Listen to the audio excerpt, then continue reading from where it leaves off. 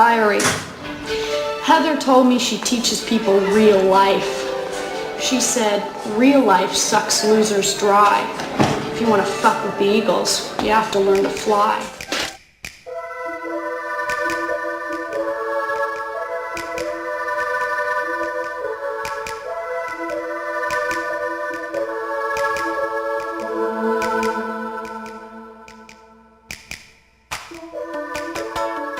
Today's film club presentation is Michael Lehmann's 1988 film, Heathers.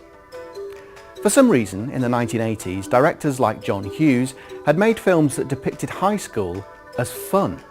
A great time being had by all, and usually some big event that would bring greater understanding to everyone involved. In other words, nothing like high school at all, which as we all know is a completely miserable experience for everyone involved. Luckily, screenwriter Daniel Waters had realised there was a gap in the market for an anarchic teen comedy and set about trying to get it made. His first idea was to send his mammoth first draft to film legend Stanley Kubrick, who he felt was the only person to do it justice. Alas, Kubrick did not return the call. Instead, the script came to the attention of promising newcomers, producer Denise Denovi and director Michael Lehmann. Lehmann had started his career working for Francis Ford Coppola's American Zoetrope company, answering phones and supervising cameras. He graduated film school in 1985 with his film Beaver Gets a Boner. Incidentally, he thinks the title of that film is what brought him to the attention of executives. Lehmann loved the script for Heathers, and after Waters finally realised that Kubrick wasn't going to be making it, he finally got an opportunity to direct his first feature film. The first challenge was the cast. Unlike many of the 1980s John Hughes films, which had older actors playing younger, Lehmann planned to use actual teenagers.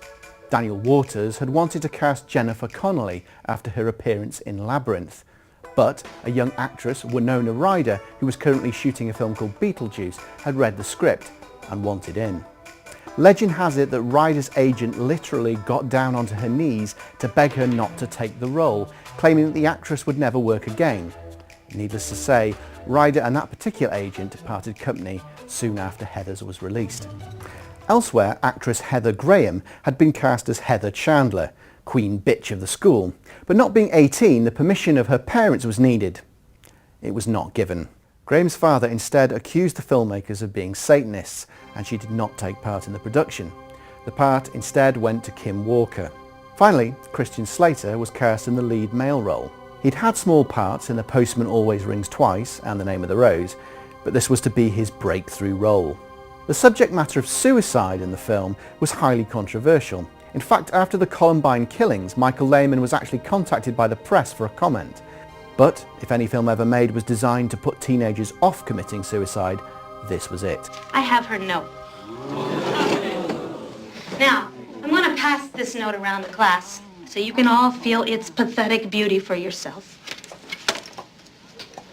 And while we do this, I think it's a good opportunity to share the feelings that this suicide has spurred in all of us. Now, who would like to begin? I heard it was really gnarly. She sucked down a bowl of multi-purpose deodorizing disinfectant and then smashed. Now, Tracy, let's not rehash the coroner's report. Let's talk emotions. Heather and I used to go out, but she said I was boring. But now I realize I really wasn't boring. It's just that she was dissatisfied with her life. That's very good, Peter.